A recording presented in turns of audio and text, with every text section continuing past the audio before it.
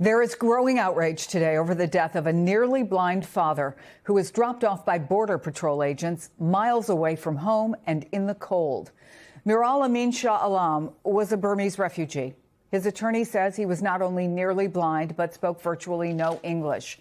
He had been reported missing by his family and then found dead a few miles away from where he'd been released after a 5-day search. His family says no one ever notified them that he'd been dropped off. I want to bring in the reporter who broke that story, J. Shoemaker of the Investigative Post. Also with us, Eddie Glaude, Princeton University professor and an MS Now political analyst. Dale, I understand the funeral is scheduled for, I guess, less than an hour from now. What can you tell us about the circumstances leading up to his death? Yeah, so a year ago in February, Mr. Shah Alam was out for a walk in his neighborhood. Now, you mentioned that he is nearly blind, and so he was in need of a walking stick. His attorney told me that he was able to make his way down the street to a shop where he purchased a curtain rod. The weather then, this is February in Buffalo in 2025, the weather then turned bad and he got lost in the neighborhood. He ends up wandering into the backyard of a stranger, of a woman's house.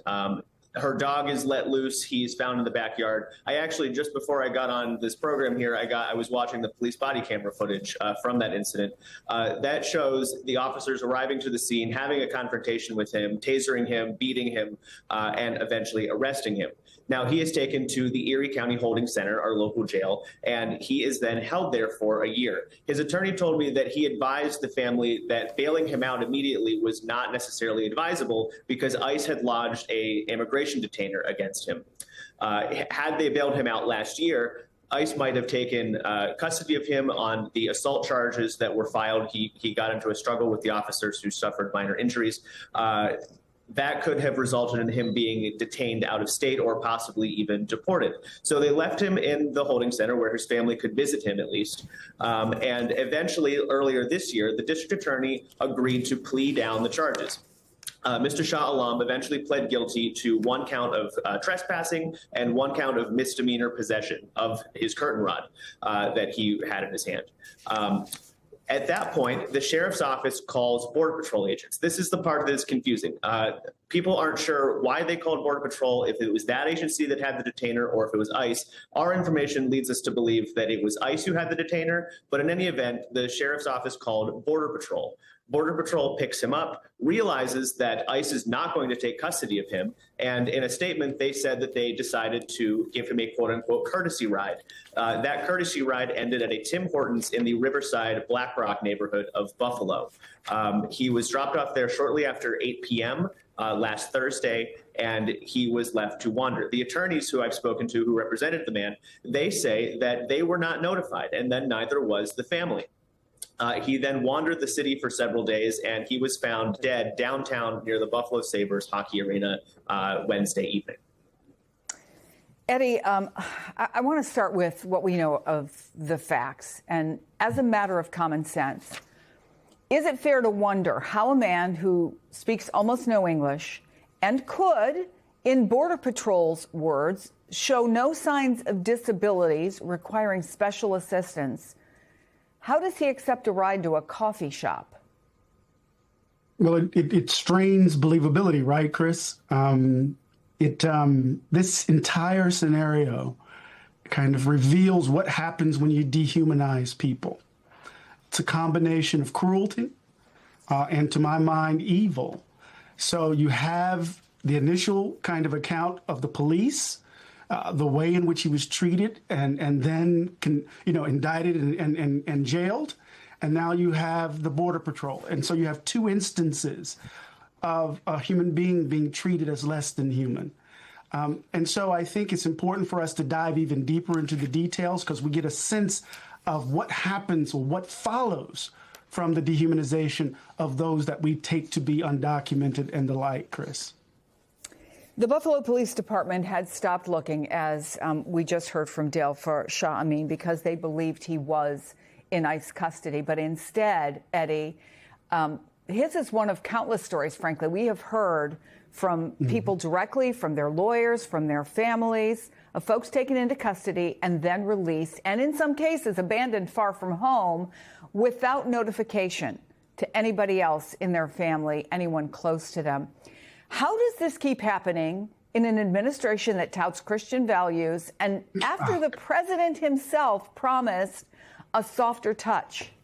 Well, the president's promise means nothing to us. We should at least know that he doesn't really tell the truth in a serious way. You asked such a powerful question, as you always do, Chris.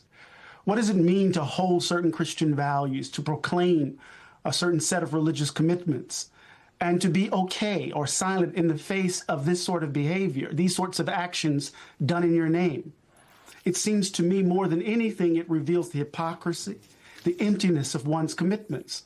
And again, part of what we're dealing with here is what happens when you dehumanize a population, when there's a policy that basically sets the stage for the treatment of other human beings as if they have no standing, as if they have no dignity.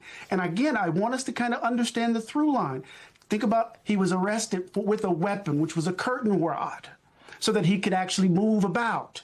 That was the weapon. And how that particular form of policing then carries over in an exaggerated way in the very way in which ICE and the Border Patrol police those that they take to be less than human, right? It is, to use religious language, Chris, it's evil. It's evil wrapped up in cruelty, and it's done in our name. And it seems to me we have to ask the question, where do we stand in relation to this behavior?